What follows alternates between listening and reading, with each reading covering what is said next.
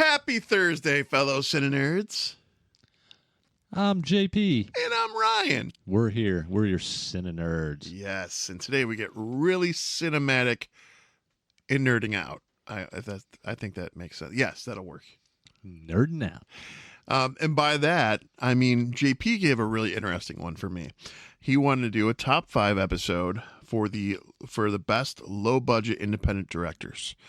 And for me, I explained to JP this earlier, but I'm going to tell you guys, when I first started this podcast with him, I was more of just a movie goer. I would just go and watch movies. I wasn't paying attention to the nit and grit and the details, like the director, the cinematography, the people who are doing the makeup, all the behind the scenes stuff. I wasn't paying attention to that. Now I look at every little piece because I'm getting more into this, and I feel like you guys are getting more into this with us. So it's fun to have these kind of things. So when JP presented this was an instant like, okay, I'm gonna have to do some work for this one. I'm gonna have to really understand this one and dig in this, because I'm just starting to like, and Andre Leon, for instance, with Terrifier, like just to talk about him for a second, like that's the depth of what I know coming into this in this last year, because I've seen him grow and work with low budgets, and he's an amazing director at what he presented to us with Terrifier. We've talked about it multitude of times. So that was like a good starting point, but then I had to go down the rabbit hole and really understand these directors and what their challenges are and what budgets they have to work with and where they end up with this. So it was a pretty fun task. So thanks for the little research project. And I'm going to go ahead and say, since you already mentioned Damien's name. Oh, God, did I say? I did not include him on my list. I don't think that he's put enough out yet to be part of my list for this episode. Well, and you have probably more background knowledge than I do on low budget directors than so. I do, and there's a lot of directors I didn't even add in as honorable mentions, because when I really thought about this episode, like I was thinking this name, this person, and so I made this list pretty small, and I kept it small and tight because these are my personal favorite low-budget directors, low-budget indie directors. So, and everybody on my list has been in the industry at least 25 years, probably the youngest. I don't know how many years my guys have been in, but I got a good list. I can say one of mine has probably been in the industry for 50 plus years. So yeah, I don't see the point. You need to have a catalog for me to had included you within my list. So you had to have a catalog, and you had to have a catalog of some pretty cool fucking films. They don't have to be Avatar, but they need to be really cool films. I feel like you and I might have the same first place. That's all. I doubt it. I have a feeling that we do not. Okay. Well, then we'll see when we get there. My first place is definitely on your list, I have to guess. So we'll get there. All right. Rock, paper, scissors? Before we get to it, CineNerdsPodcast.com. I'm so used to doing this at the end still. Yeah, we're doing it now. Before we dive into the list, share the CineNerdsPodcast.com to your socials. Share this video. Share it. Our written reviews on our website. Hey, our shop, you can order a nice little hoodie. I need to actually change our logos also on our hoodies and stuff, so you'll actually have the updated logo, which I'm going to do soon. As soon as me and Ryan actually agree on a new logo. I think we're already there. I think we're there? JP's been killing it with the logo. We're getting it there. I think it's in a sweet spot. We can fine tune and go from there, but we're almost there. So I'll probably be doing some new designs on the shop. So keep that in mind too. CineNerdsPodcast.com. Sharing is caring. So, rock, paper, scissors. Sure, let's do it. Rock, paper, scissors, shoot. Rock, paper, scissors, shoot. All right, you can go first.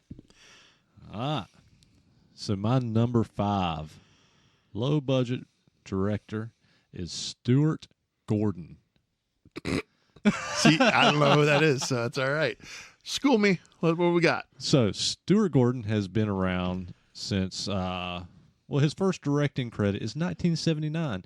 However, his second directing credit, all you may know this little film, this 1985 gem, The Reanimator. Then he went from there in 1986 and did From Beyond. He did From Beyond. He did the 89 film Robot Jocks. He's done The Pit and the Pendulum. He did Fortress. He did Castle Freak, Space Truckers, Dagon, which was a H.P. Lovecraft film. I know some of these films for sure. I just didn't know him. He's done episodes on the Masters of Horror with John Carpenter and all of them. He has a really, really cool catalog, and he has been around for years. And he don't direct a lot. He does a lot of writing, and he still does, I think, a lot of producing. So yeah, but he's been a writer for like The Dentist, the movie for like the Dentist movies. He did the screenplay for the '93 Body Snatchers. He did the story for Honey, I Shrunk the Kids. So this guy has done a little bit of everything, not just horror. I mean, one of my favorite kids movies right here. He wrote it. Honey, I Shrunk the Kids. That's a notable one right there alone for me. Dude, I was in such fat kid heaven when I first saw that because I was so mad that the ant got that much oatmeal cream pie. I know, right? Like just it was basically you could walk into the oatmeal cream pie filling and just lick and eat and whatever.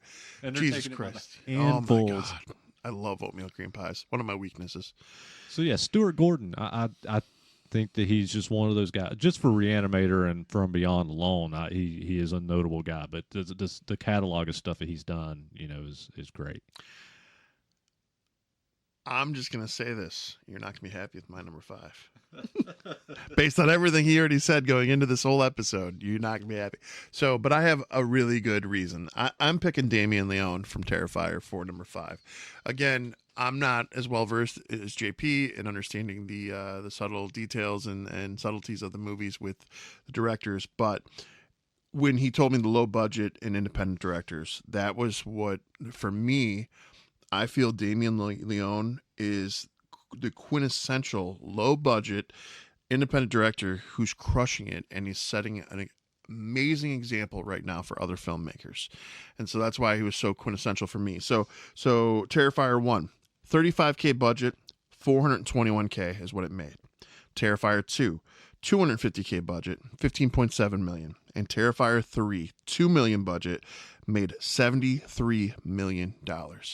If you can't see a low budget independent strength and what he's doing there, I don't know what you're looking at. So I have to put him there because not only is he doing these low budget things and making insane turnaround, he's got companies fighting over him, trying to get rights to Terrifier, to work with him to do Terrifier or any of his other projects for that matter. He's turning them all down. He's staying independent. He's putting these out himself. He's got companies that are the side companies for distribution purposes, but their agreements are so subtle that he's not impacted. So he's genuinely taking this from the ground up and making it work. So I have to give him that spot because I feel like he is the definition of what you want for the low budget director with quality. I don't disagree completely. I just think that he needs a few more years and a few more movies. I can understand that, where he hasn't paid his dues, but at the same time, like, can you imagine, like, anyone on your list? I know we haven't gone through past 5, but anyone on your list, can you imagine them facing what? Yes, Hollywood, my number 3. Well, I mean, facing what all the directors face today, dealing with these fucking companies, and like, I feel like musicians have a slightly better outcome for trying to be independent.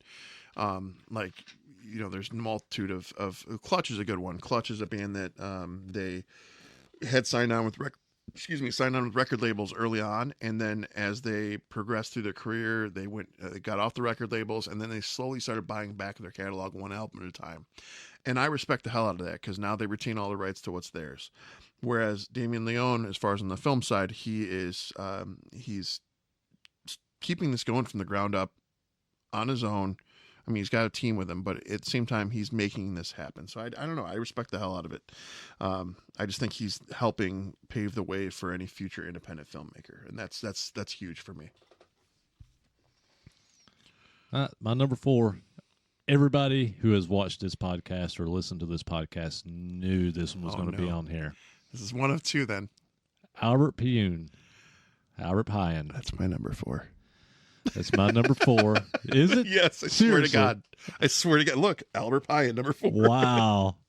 So, Albert Pyun, Sword and the Sorcerer, Radioactive Dreams, Dangerously Close, Cyborg, Alien from L.A., 80s Captain America. 80s Captain America, Nemesis. Mm-hmm.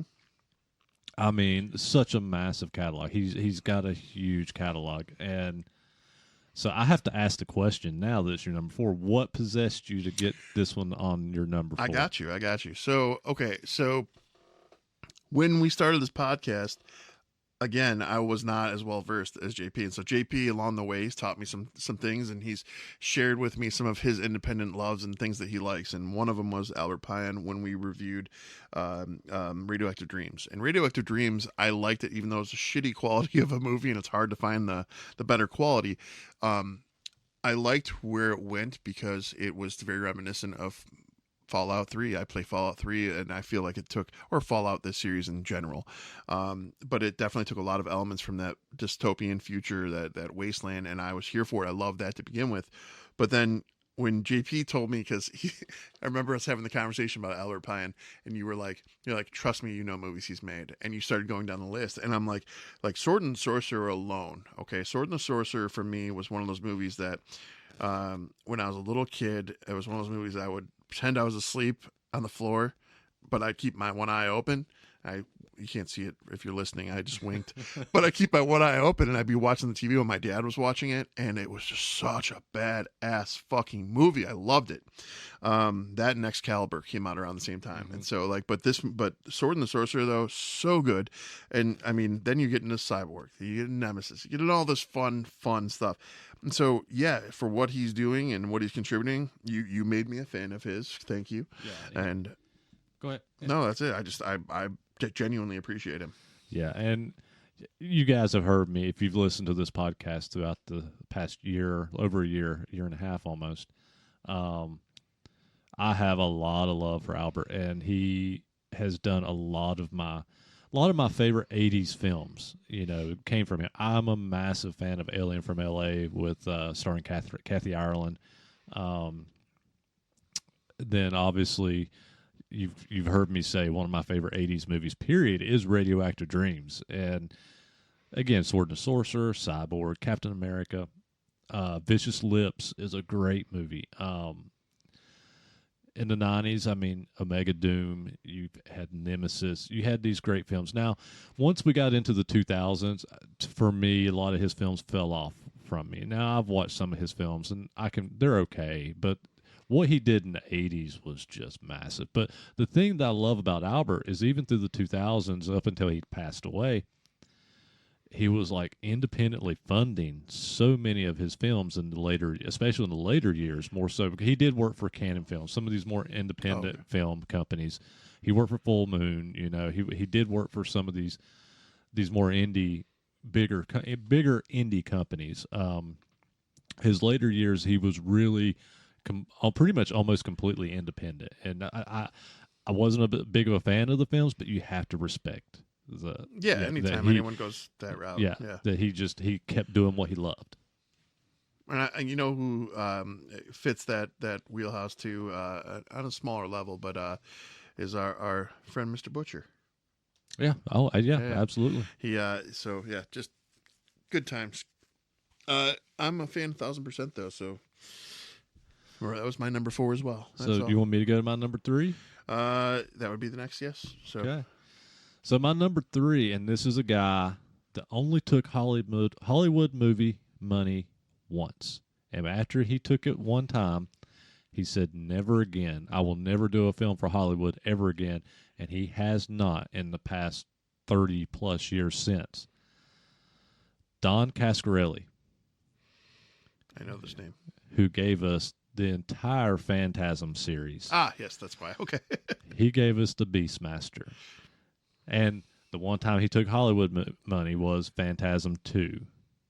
And That's a weird Yeah, flex. he took it for Phantasm 2. They made him recast Mike in the movie, and after that, he said he'd never do it again, and he hasn't. He after since then, he's done other films like he did Bubba Hotep, which I love. I know you hate, but he also did one of my favorite science fiction kind of horror flicks.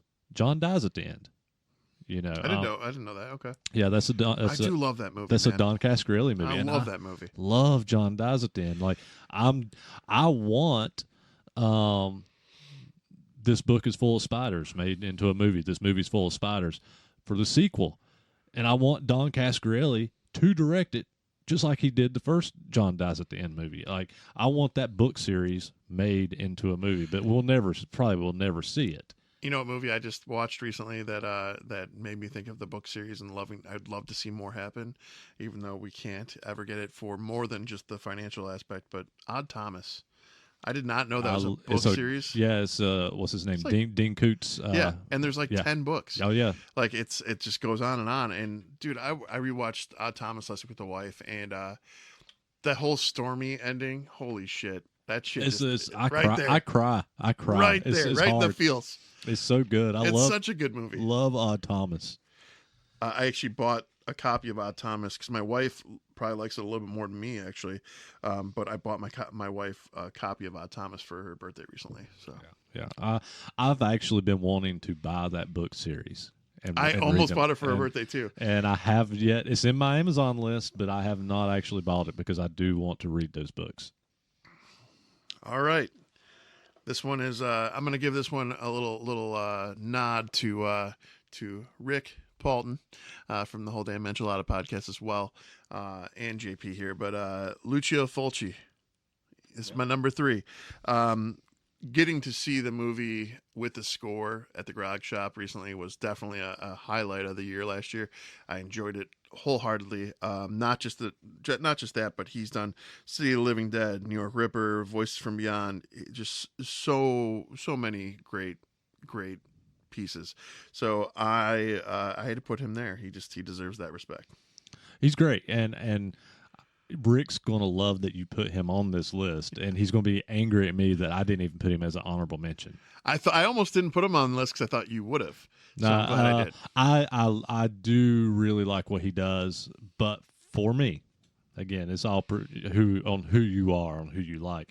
He is not even in a top 10 for me. Now I enjoy his films.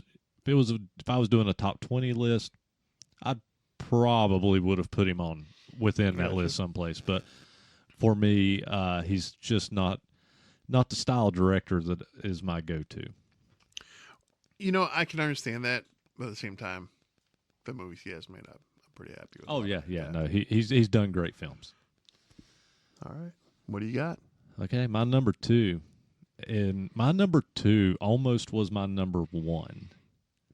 I got something similar, but go ahead. Because my number 2 is actually, if I was to do an all-time favorite director, he would be within my top 2, if not number 1. Danny Boyle. Oh, that's not what I thought you were going to say. Okay. Danny Boyle. And Danny Boyle is one of these directors. He's done a little bit of Hollywood films, but most of his films have been independent.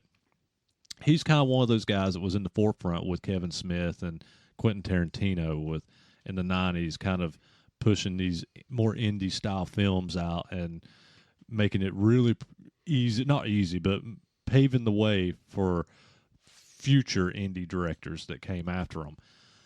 But the thing with Danny Boyle for me that separates him from Kevin Smith and even Quentin, Danny Boyle's never done a bad movie in my eyes. Like, I think everything Danny Boyle has done has been, I honestly think if I was to do a top 10 favorite film list, they would probably be at least 3 of his films within that top 10 list.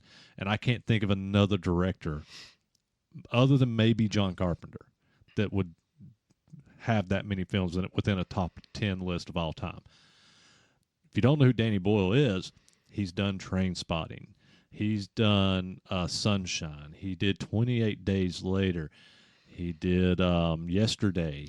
He's included on a different list of mine that we'll get to another time. He did oh god, I mean there's so many. He's done so many great films and none of them have ever been bad. And multiple of his films are just some of my favorite films of all time. And we've talked about him in the past. Like we recorded an episode a while back where you came over to record, and I was upstairs watching Train Spotting. Yeah, you know, right when I got through the door, he was watching Train Spotting.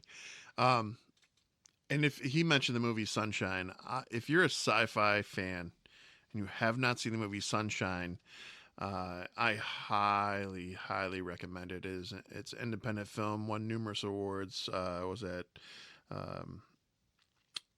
Sundance, right? pretty much all of his movies are always just, at Sundance. Yeah, but I don't know, Sunshine. That one really, like, I love all of his movies. Don't get me wrong, but like that one is just so spectacular and beautiful too. Well, and a lot of people missed it. That's one of his films that a lot of people missed. Cillian Murphy's in that too. Sure, there's Peaky Blinders out there, Oppenheimer fans, 28 Days Later, all Chris that. Evans is in it. Yep. So yeah, it's a great cast, and it's just and you go back to Train Spot. I mean, you got Ewan McGregor, and one of my top 10 easy actors, by the way. Ewan McGregor's amazing. So, and I mean, Danny Boyle essentially made and really kicked off Ewan McGregor's career with Train Spotting. I think he was doing stuff before that, but that movie blew up, and that movie kind of solidified Danny Boyle and Ewan McGregor within mainstream. So, yeah, it's top. That's my number 2, and there's the only reason he wasn't my number 1 is because when I tell you my number 1, you're gonna understand why. Almost was my number 1, also became my number 2, because when I thought about it, I kicked myself in the ass and number 1 got chosen. But number 2 is going to be Sam Raimi. He's an honorable mention. He did not make my top 5. I mean, I have to give respect where it's due because Evil Dead, right off the rip, I mean, I'm sure there's no one listening to this podcast that is not familiar with Evil Dead. Evil Dead 1, 2, Army of Darkness, Spider-Man. I mean, there's numerous things here. Sam Raimi is just an amazing director and knows how to get his shit done. Darkman. Love Darkman. Wasn't he on Sequest too? Was he an actor on Sequest? Sam Raimi? Yeah. Was he? I think he was. I don't know about that. Yeah, Sam Raimi was an honorable mention on mine. I did not put him within my top 5 because he went a bit more Hollywood. But even though he is known for being obviously the indie writer director for Evil Dead and Darkman and there's a bunch of other stuff in between that he's done. Sam's had a great career, and he's done.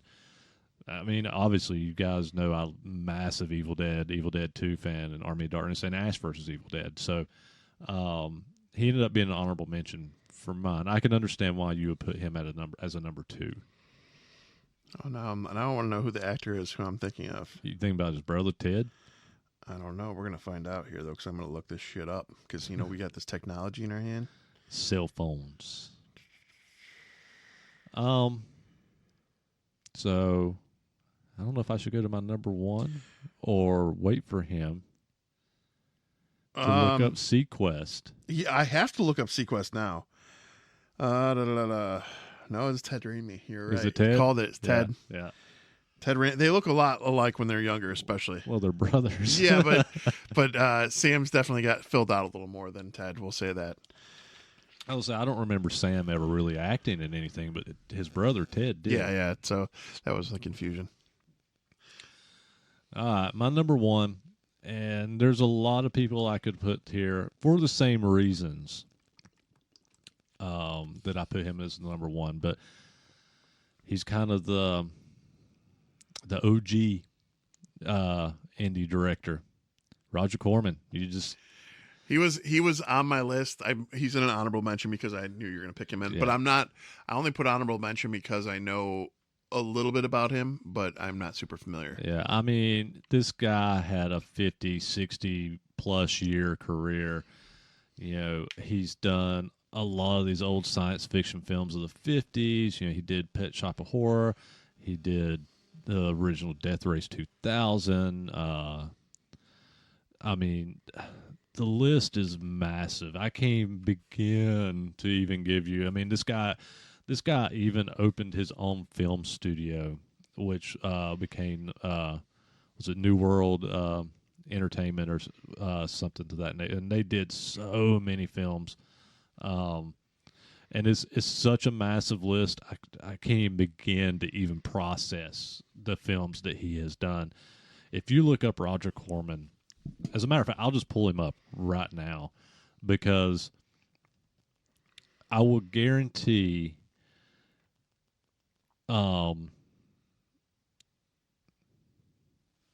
his film credits are massive. Yeah, producer of 491 films.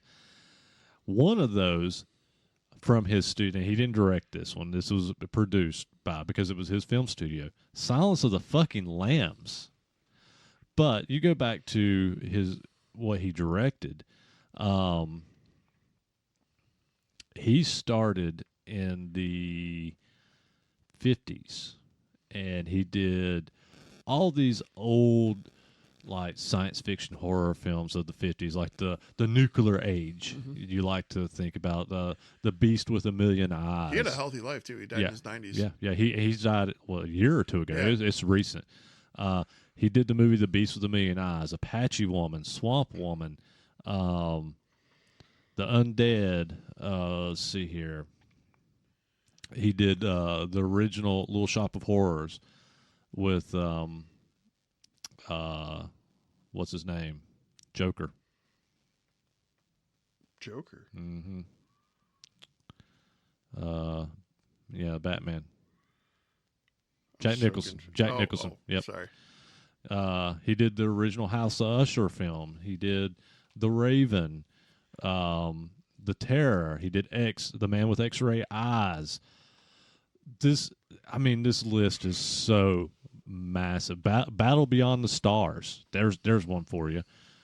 Frankenstein Unbound, Death Sport. Like the list is so huge of what this guy did.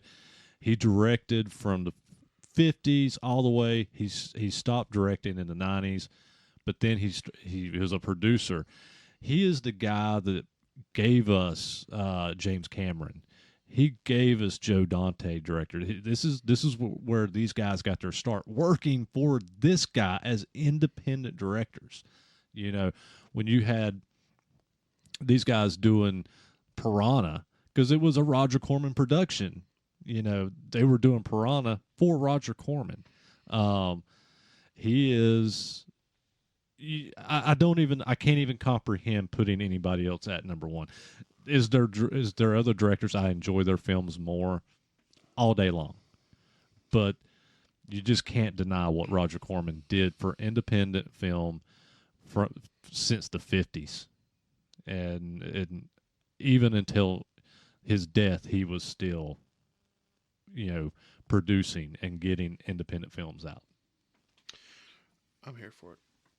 Yeah, I was debated putting him in my list again. I was like, no, he's gonna pick him. All right. My number one. Do you know the budget for Halloween? I did, but it wasn't much. The original Halloween. Yeah. I want to say it was like $2 million. No, it was 300,000. You are right. Yeah. Yep. And then it ended up making 70 million at the box office. So John Carpenter is my number one because this man has over 55 films that are at least 55. There's definitely more out there, but nonstop bangers, nonstop ideas that make you rethink things. I love hearing his interviews too because he has a way with words about him that he's a pessimist. He's negative. He's not always on the bright side of things. He's not cheery, but that's also the mindset that it takes to make a quality fucking film because he is one of the best out there, or was. And I think when we lost him, I think we lost a huge chunk of amazing cinema. When did we lose him? I thought he passed away. No. Yes, he did. No, he did not. Roger Corman is very much alive I'm and not well. talking about Roger I Corman. mean, not Roger Corman. John Carpenter. Okay. John Carpenter is very much. Corman's definitely dead. No, Corman's dead. John Carpenter is very much alive. Wait, no. I'm mixing it up. Who'd we lose? That was the other horror icon. Wes Craven. Yes. Yeah. But regardless, Carpenter still. Breathe, guys. Yeah. Whoa, John Carpenter is still with us. Whoa. Regardless. False Yes. news. Yes. I still the same everything I said, but he's alive. I should know that too because I saw an interview with him not even like 8 months ago. Yeah. So yeah, regardless, it doesn't change a thing about what I'm saying because he's given us so many amazing movies. So just please do yourself a favor. Pick any one of his movies. Pick one that you have. Look down the entire list and find one you haven't seen. You probably have seen a lot of them, but pick one that you haven't seen this weekend and watch it just because I'm starting to do that. I'm starting to go down the list and just anything that I haven't seen by him, I'm starting to give those watches as well because every time I watch one of his movies, I feel like I missed out. I feel like I didn't see cinema doing what it should be doing. And there's been a few of those you've rewatched or picked up because of me. Let's be honest too, like especially like more often lately, it's become a thing where I've been telling JP this is a second watch, but my first watch was like 20 years ago. Those things matter because you're seeing it through. It's almost like seeing it all over again through a fresh set of eyes. Because the things I know now that I didn't know then, and vice versa. Like there's so many different elements when you're watching a film unfold. So. Hell, even a couple weeks ago, we talked about Idiocracy and how we had watched that once before, and you said you watched it the second time, and it was and I hated it. Yeah. And the third time, you liked it better because it was relevant. Yeah. So you never know. Movies can always change and grow with you, or whatever, wherever you're at in that moment. But John Carpenter, he's it. Any honorable mentions? I got a few. I've got some. So my first one, I'm gonna pull his. I've got his IMDb up. Charles Band. Not familiar. Oh, you will be. So Charles Band, he worked for Full Moon. I think, as far as I know, he still works for Full Moon, but probably he's not dead. He is not dead. He is still with us. Actually, he has a studio or something in Cleveland. Oh, nice. Yeah. So you guys would know him from a lot of his Full Moon movies that he did. He did some of my favorites, which was one of mine was Trancers. I love the Trancer movies. He did Trancers 1, and I believe he did Trancers 2. Yeah, he did. He did the third sequel to Robot Jox, Crash and Burn, which I'm a fan of. I've talked about that one in the past. You have. He did Dr. Mordred. He did Prehysteria. He has worked on. Make sure I have which because he should have. I thought he directed, but he produced the Puppet Master movies. I thought he actually directed Puppet Master movies, but I guess I was wrong maybe on this. Or maybe he did some of them. Yeah, he's directed some of the Puppet Masters, Ginger Dead Man, Evil Bong. Like his list of just Full Moon production films that he's done is massive. Like Charles Band is pretty great. My first honorable mention is so this is a learning element for me too because I didn't know I know the movies, I didn't know who had done them. So Sergio Leone, he did Fistful of Dollars with Clint Eastwood, and that was actually a remake of what's his name, Kurosawa. And it caused some issues when it was made at the time. But that one's a perfect example to me of independent delivering. 225K budget and made 19.9 million. So that was perfectly done. He did Once Upon a Time in America, Once Upon a Time in the West. I mean, he's done quite a few of the movies you've seen through the years that you're growing up with. Yeah, he did a lot of spaghetti westerns and stuff. And that's where I grew up watching him because of my grandfather always watching westerns, and so I watched all. There's not many westerns out there that I have not seen at some point because that's literally all my grandfather watched. I need to. That's funny you bring that up because like I feel like there's a healthy amount of new era westerns that have been out that I haven't seen or put off because they were westerns, and I was kind of over that from growing Bone up with it. Tomahawk. Yeah, I keep hearing about that because you know So why I good. keep hearing about that? So good. Because it's the only other movie than Terrifier where they saw someone in half from the middle. So I've got to see it for that, if nothing else. So good. And it's a Western. My other honorable mention, and this one could have been high up on my top 5 list for the same reason as Roger Corman. Lloyd Kaufman. Trauma Productions, Trauma Films. Trauma. I mean, Toxic Avenger. I mean, you know the guy. I don't even need to name the stuff he's produced and directed. You know, Lloyd Kaufman's been a massive indie director and indie producer still to this day. You know, since the 80s with, you know, Class of Nukem High and all this stuff, all these films that he worked on. Best weed boner of all cinema. And if you haven't seen Class of Nukem High, just watch it. Yeah. Don't go into it with any kind of a huge expectation. I can safely say between Lloyd Kaufman, Charles Band, and Stuart Gordon, which was on my list, and Roger Corman, these are the directors that warped my mind with watching films like he makes fun of me for, with like Piranha, or not Piranha, but Python and Invisible Raptor, and these stupid, ludicrous ideas from it. Lavalantula. Why I love these shitty fucking films are because of these directors. So I recently went through most of my movie collection, and I went through all of my movies I never downloaded the digital copies for, and started incorporating those into my library to get everything transferred. And while I was doing it, Movies Anywhere or Fandango, both of them, they have options to buy, obviously. And some of the movies in the $5 category for Fandango, the titles of these things, I almost started screenshotting them and texting them to you. Be like, did you see this one? Did you see this one? Because I feel like JP has seen it because it's got a bad name. I probably have at some point. I'm waiting for JP to write a script about Nazi T-Rexes, and you'd have to refer to a previous episode to understand that one. The thing is that's kind of happened with Iron Sky 2, where you had Hitler on a T-Rex. See what the fuck I'm talking about? See what I'm dealing with? That's going to happen in such a... And he can give the exact date and time it was made. And anyways. Am I up for another one? Yeah. Okay. Yeah. Let's go with... I already mentioned him before because of the remake, but I'm going to go with Kiyoshi Kurosawa. Sorry. I just wanted to say it with that accent. Serpent's Path, Pulse, Cure, Sweet Home.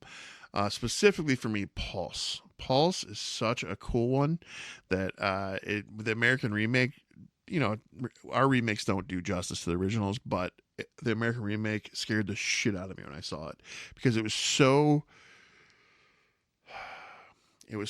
real in the sense that it could become a thing where in the movie Pulse, just to give you context, this movie, these beings from a parallel dimension, they basically start crossing over through our technology, and we think they're ghosts, and in the tech, in phones and computers, the small group of people, one of their friends, they think he kills himself, but he doesn't necessarily kill himself per se. It's these creatures that influence him and impact him in the way that Pulse spreads out through society, and they start just getting into people's minds and heads, and people start killing themselves or killing one another. It's incredibly horrific.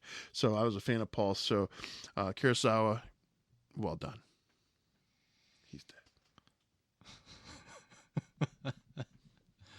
So I'm going to dive in. I've got 2 more. I do too. And I'm pretty sure one of your 2 is one of my 2. So I'm going to skip to the one that I don't think is on your list. And if one of us does not mention this, there's going to be a lot of people angry at both of us. So he has to be mentioned. Tobe Hooper. And he's looking with glazed over eyes. Who the fuck is Tobe Hooper? Because who the fuck is Tobe Hooper? The Texas Chainsaw Massacre. Okay, now they're wondering, like, if I wouldn't have said it, they wouldn't be like, what the fuck, Ryan? They might. Because you're definitely more of a Texas Chainsaw Massacre person than I. Texas Chainsaw Massacre, Texas Chainsaw Massacre 2, Poltergeist, Life Force. Well, I got to clarify with you. Poltergeist or Poultrygeist? Poltergeist. You all are hearing this, right? There's a subtle little Y in there. So I'm just confused. Okay. There's no Y. Poltergeist. There's no yes. Y. There's no Y. The 1982. Poltergeist, Yeah. yes. He has done so many just random films throughout the years. He's done parts on Amazing Stories. He's done a Freddy's Nightmare episode. He's done Tales from the Crypt. He's done Masters of Horror. He did Invaders from Mars, The Funhouse. He did Stephen King's Salem's Lot. I know this dude very well, essentially. Is all Yes. you're saying. So like he has done so many films that are he did a film in the 2000s called Mortuary that I really like. But there's a lot of he worked with Stephen King a bit in Stephen King's early career. But there's like Texas Chainsaw Massacre alone it was one of the original indie horror films that blew up and made money, on a $0 budget. This he's known for being indie horror, and I think any indie horror director or any indie director list, he didn't make my top 5. You got to mention him. You got to mention Tobe Hooper. This one's a good example of what I'm talking about with how I like the difference between JP and I when we're digging into these things is, again, I was just a moviegoer, so I've watched all the movies he just listed. I know all the movies. I didn't know that Hooper is the common denominator. That's the guy who is behind all those. So those little things matter, and I like learning these little tidbits. So we're moving along. I've got one more, and I know he's going to be in your honorable mentions. What do you got? Kevin Smith. Yep. Because he again, I said it earlier, and I had Sam Raimi in my honorable mentions, but we've already talked about him. What Danny Boyle, Quentin Tarantino, and Kevin Smith did in the 90s with indie film, you can't disregard it. And think of what you will with Kevin Smith. He doesn't do real flashy films. He's not that kind of director, but he's done some really good fucking films. No, and when you hear his interviews, you can tell I'm sure there's one or two that he did because he had to for whatever contract obligations he had, but the bulk of his films have been all about the art for him, and that's why I respect him. And you guys are listening to podcasts, so I highly recommend, if you're a fan of Batman and you have not checked out Kevin Smith's Fat Man on Batman, do yourself a favor, go listen. I listen to that a lot. I do too. So it's good stuff. Specifically, the interview with Mark Hamill was spectacular. Well, I won't touch on Kevin Smith, but I will say this. A reason why he's on my honorable mention, because I did go down these rabbit holes because we were going for the low budget, is Clerks is a perfect example of all the things we're talking about. $28K budget, $4.4 million is how much the first Clerks made. And that's pretty goddamn impressive for independent director of any kind. So I'm all for it. My final one is not somebody that you would consider low budget by any means, or an independent director. But at the time that he made a certain film, he was. And I have to give respect where it's due.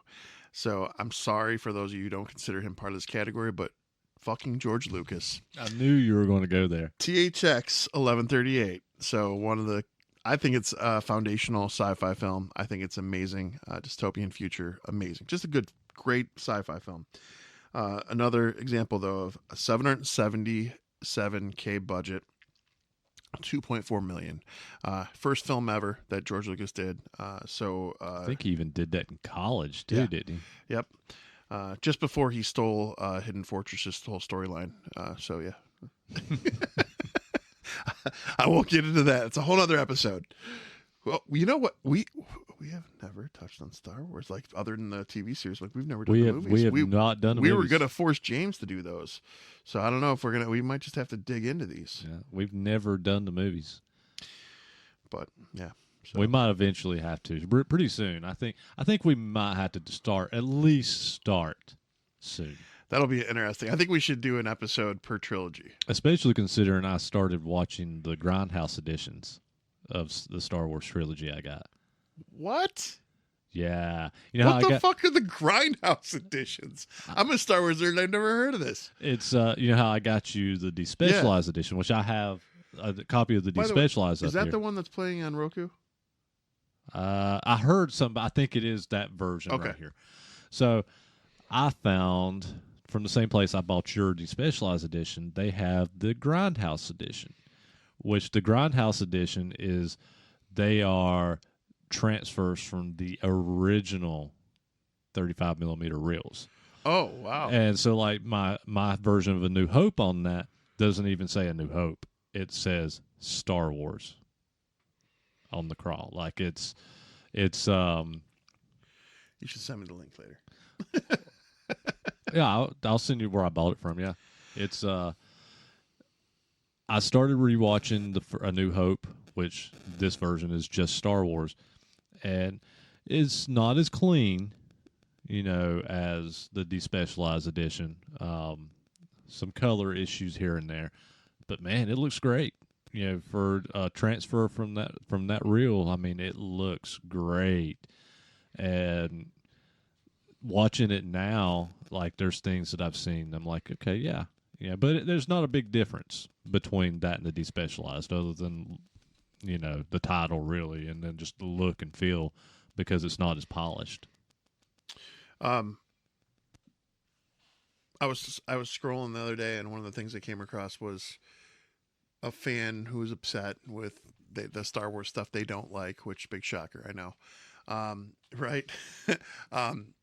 But this particular one was a Dear Disney one, and it said, "Dear Disney, just give us the Star Wars we wanted."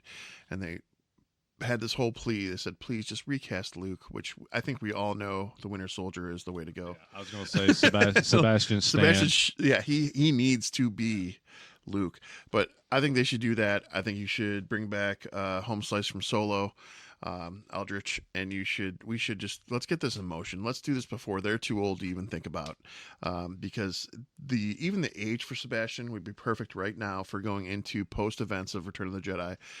I would love to see that. I think everyone would love to see that. We still have a huge gap between the sequel trilogy and the original trilogy that is just open, and there's so much to work with. So hopefully Kathleen Kennedy steps down and we can see all that.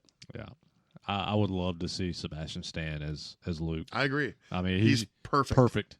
Yep. And I think the other ones it's going to be a little harder, but even the one from Ahsoka where they digitally restored his face, I would even be cool with that. I would, honestly. I want Sebastian Stan. I do too, but I don't know. We can go on and on. We will shut up finally. I know that's a big thing. Well, I'm not even going to give honorable mentions because we have talked about so many films within this episode with the directors. I'm gonna hold my recommendations for next week, because most of all the films that we've talked about from these directors, go watch them. And guys, just to give a little bit further on my little oopsie with the John Carpenter thing, I want to be very clear. I am a CineNerd, but I'm not a cine expert. So I'm no stranger to being criticized or to being corrected, given suggestions. Understand I'm learning this along the way, and we just enjoy watching the movies and the TV shows and sharing our opinions with you guys. So I'm not always going to be perfect, so feel free to blow up those comments and give me some school and or recommendations you guys got. Carpenter lives. Fuck yeah. Peace out, guys. Later, guys.